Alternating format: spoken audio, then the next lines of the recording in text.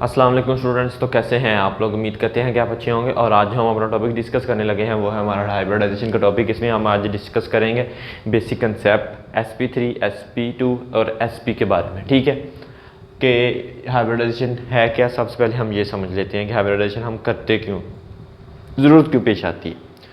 हम यहाँ पे अगर फर्स्ट ऑफ ऑल हम लेते हैं कार्बन की इलेक्ट्रॉनिक कन्फिगरेशन, क्योंकि हम जो ज़्यादातर हाइब्रिडाइजेशन वो ऑर्गेनिक केमिस्ट्री का टॉपिक है, ये जो हम स्टडी कर रहे हैं chapter fundamentals of organic chemistry. ठीक है, तो उसी के लिहाज से हम देखते हैं, एग्जांपल लेते हैं CH4 की। ठीक है, CH4 की अगर हम कार्बन की इलेक्ट्रॉनिक कन्फिगरेशन करें तो क्या आएगा, 1s2 2s2 और 2p2। ठीक है बच्चों, तो अब अगर हम इसको ऑर्बिटल के, हमारे पास 1 2 ये s ऑर्बिटल, ये 2s ऑर्बिटल। ठीक है, और ये हमारे पास p 3 होते हैं, 1 2 और 3। ठीक है, एक इलेक्ट्रॉन इसमें, एक इलेक्ट्रॉन इसमें, ये इलेक्ट्रॉन को शो किया है। ठीक है, तो अब आप यहाँ पे देखें कि हमारे पास जो कंसेप्ट है कि अनपेयर्ड इलेक्ट्रॉन ही क्या कहते हैं, बॉन्ड बनाते हैं। क्या है अनपेयर्ड इलेक्ट्रॉन, क्या कहते हैं, बॉन्ड बनाते हैं।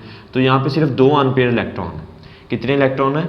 2 अनपेयर्ड इलेक्ट्रॉन, तो यही बॉन्ड बनाएंगे। ठीक है, लेकिन जब हम मीथेन की बात आती है तो क्या होता है, वहाँ पे 4 बॉन्ड बनते हैं। कितने बॉन्ड बनते हैं?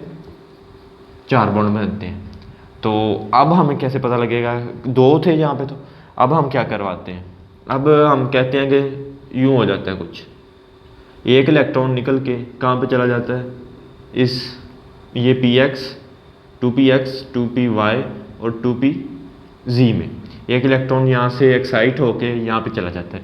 ये क्या है हमारे पास, फर्स्ट एक्साइटेड स्टेट। कार्बन की कौन सी स्टेट? फर्स्ट एक्साइटेड स्टेट, ये लिख लें आप। ठीक है, हम कह देते हैं कि यहाँ से एक इलेक्ट्रॉन निकला, यहाँ पे आ गया। ठीक है बच्चों, अब क्या होगा, अब कुछ इस तरह से होगा, एक यहाँ पे रह जाएगा, 1 2 3, 1 2 और ये 3।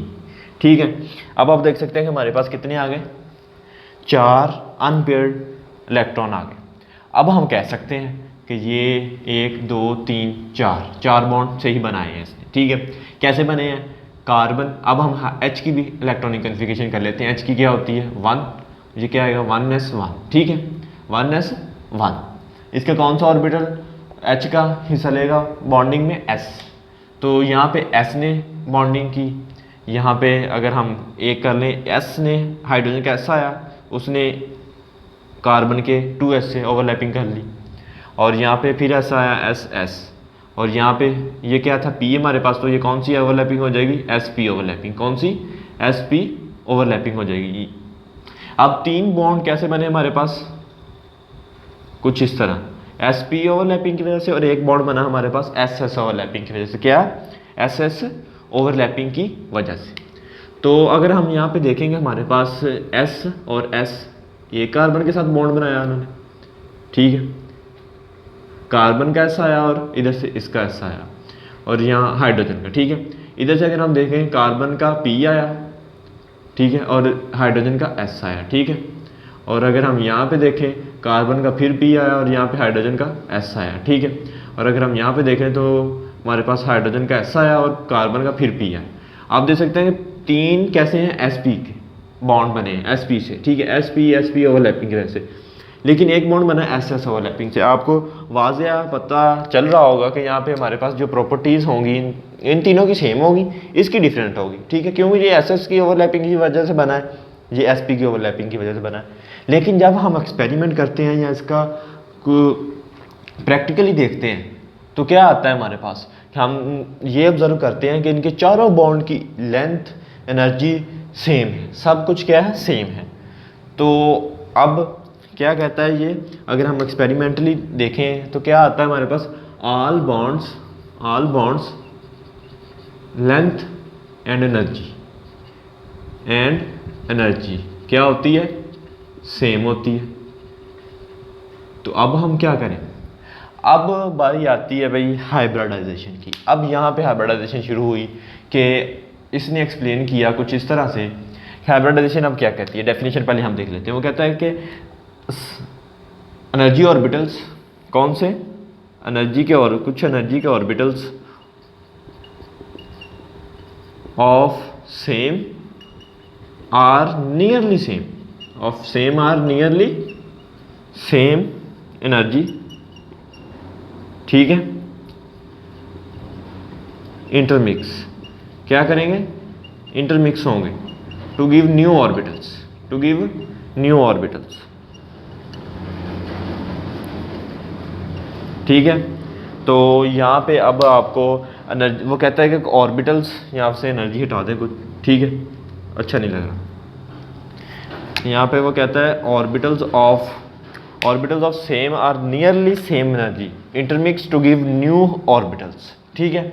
वो क्या कहता है कि अब हमारे पास जो ऑर्बिटल्स है ना, p और s ऑर्बिटल, क्या p और s ऑर्बिटल, s की एनर्जी ये भी 2s है और ये भी 2s है, ठीक है।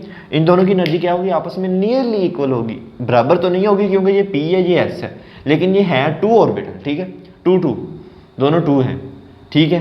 तो क्या रहेगा हमारे पास, ये दोनों आपस में क्या कर जाएंगे, मिक्स कर जाएंगे, ठीक है। अब क्या होगा, ये तीनों p ऑर्बिटल्स, ये वाले तीनों p और ये एक s ऑर्बिटल क्या कर जाएगा, ओवरलैप कर जाएगा। अब हाइब्रिडाइजेशन हम यहाँ तक तो सेम रहेगा कि कुछ यूं बनेगा, हाइब्रिडाइजेशन के बाद भी ना, पहले यूं होगा कि s, ये भी s और ये p, ठीक है, एक एक एक दो एक दो, दो नहीं आएंगे क्योंकि ये एक्साइटेड, फर्स्ट एक्साइटेड स्टेट है, फर्स्ट एक्साइटेड स्टेट, ठीक है, समझ है। तो अब क्या होगा, अब वो कहता है कि ऑर्बिटल ऑफ सेम और नियरली सेम एनर्जी, ये इनकी एनर्जी सेम नियरली सेम है, ठीक है। ये क्या करेंगे, आपस में इंटरमिक्स कर देंगे, क्या करेंगे, इंटरमिक्स हो जाएंगे। इंटरमिक्स होने के बाद क्या करेंगे, ये नए ऑर्बिटल्स बनाएंगे, क्या बनाएंगे, नए ऑर्बिटल्स, 4 ऑर्बिटल बनेंगे, 1 2 3 और 4, ठीक है। वो कहते हैं कि जब ये 4 ऑर्बिटल न्यू बनेंगे ना, तो उनमें इलेक्ट्रॉन भी इसी तरह फिल होंगे, ठीक है, लेकिन इनकी एनर्जी, इनकी शेप, इनकी लेंथ, ठीक है, क्या होगी, सेम होगी। अगर मैं आपको यहाँ पे दिखाना चाहूँ हाइब्रिड ऑर्बिटल की शेप क्या होती है, ठीक है, हाइब्रिड ऑर्बिटल की शेप कुछ इस तरह से होती है, ठीक है। एक होता है स्मॉल लोब, एक होता है लार्ज लोब। हम ज़्यादातर लार्ज लोब को शो करते हैं, स्मॉल लोब को शो नहीं करते, हम इस तरह शो करते हैं ज़्यादातर, ठीक है। तो अब ये कार्बन की क्या है, फर्स्ट एक्साइटेड स्टेट में हाइब्रिडाइजेशन हो गई है। अब ये कितने मिले थे, s कितना था, 1 s1 और p कितने थे, 3p, ठीक है। तो अब इसका नाम क्या रखेंगे हम, sp3। जितने ऑर्बिटल इंटरमिक्स होंगे उतने ही नए ऑर्बिटल बनेंगे। ये भी एक हाइब्रिडाइजेशन का फैक्टर है कि जितने ऑर्बिटल क्या होंगे, मिक्स होंगे, उतने ही ऑर्बिटल नए बनेंगे। आपने शेप देख ली कि कुछ इस तरह की होती है। अब हम ड्रा करते हैं यहाँ पे ना, कार्बन एक 4 बने हैं ना उसके हाइब्रिडाइज्ड ऑर्बिटल्स, दूसरा, तीसरा और ये चौथा, ठीक है। यहाँ पे हाइड्रोजन आएगा, यहाँ पे हाइड्रोजन, यहाँ पे भी हाइड्रोजन और यहाँ पे भी हाइड्रोजन, s ओवरलैप करेगा, s और s ओवरलैप करेगा, ठीक है। तो अब आप देखें यहाँ पे कि यहाँ से s आया और ये क्या बन गए थे हमारे पास, sp3, इधर से भी sp3 और इधर से s, इधर से भी sp3 और इधर से भी s, इधर से भी sp3 और इधर से भी s, ठीक है। समझ आपको कि देखें अब हमारे पास जो बॉन्ड, चारों बॉन्ड बने हैं मीथेन में CH4 में, वो किसके हैं, s और sp3 की ओवरलैपिंग की वजह से। किसकी वजह से, s और sp3 की ओवरलैपिंग की वजह से। अब हम कह सकते हैं कि हमारे पास जो ये बॉन्ड एंगल है, या इनका जो बॉन्ड एंगल तो नहीं कह सकते, इनकी एनर्जी और इनका बॉन्ड सेम है, चारों बॉन्ड क्या है, सेम है, और एनर्जी भी क्या है, सेम है। लेकिन जब ये हाइब्रिडाइजेशन होती है तो ये ऑर्बिटल कुछ इस तरह से आपस में रीलोकेट होते हैं कि जगह बदलते हैं कि उनमें रिपल्शन क्या हो, कम से कम हो जाए। तो ये क्या शेप बना रहे हैं यहाँ पे, टेट्राहीड्रल। कौन सी शेप, टेट्राहीड्रल, कुछ इस तरह से नहीं, ये बनाएंगे कुछ इस तरह से, ठीक है। ये शेप बनती है इनमें, ठीक है, टेट्राहीड्रल शेप होती है। कौन सी, टेट्राहीड्रल शेप होगी। तो अब यहाँ से क्या पता लगा, हाइब्रिडाइजेशन क्या हमें बताती है, इसकी ज्योमेट्री भी कौन डिसाइड करती है, हाइब्रिडाइजेशन, ठीक है। तो अब हम कह सकते हैं कि इसकी all bond length and energy same, ठीक है। क्या होगी, सेम होगी मीथेन में। तो अब यहाँ पे तो हो गया हमारे पास sp, हमने कौन सी स्टडी कर ली, sp3 हाइब्रिडाइजेशन कैसे होती है। अब हम कुछ देखते हैं कि हमारे पास जो sp2 और sp हाइब्रिडाइजेशन है वो कैसे होती है, ठीक है। उससे पहले हम देख लेते हैं कि हाइब्रिडाइजेशन के पॉइंट्स कुछ मैं आपको बता देना चाहता हूँ। वो कहता है कि हाइब्रिडाइजेशन है सिंगल बॉन्ड और लॉन पेयर, के हाइब्रिडाइजेशन किस पे आएगी, सिर्फ सिंगल बॉन्ड पे और लॉन पेयर पे, ठीक है। Energy of unhybrid orbitals greater than hybrid orbitals, वो कहता है जो हाइब्रिड ऑर्बिटल है उनकी एनर्जी क्या होगी, लो होगी, किन से, अनहाइब्रिड ऑर्बिटल्स के जो हाइब्रिडाइजेशन में हिस्सा नहीं लेंगे। जैसे यहाँ पे हमारे पास s ने हिस्सा 1s ने हिस्सा नहीं लिया हाइब्रिडाइजेशन में, किसने 1s में नहीं हिस्सा नहीं लिया, ठीक है। तो आप नेक्स्ट है हमारे पास ज्योमेट्री, हाइब्रिडाइजेशन क्या डिसाइड करेगी, ज्योमेट्री।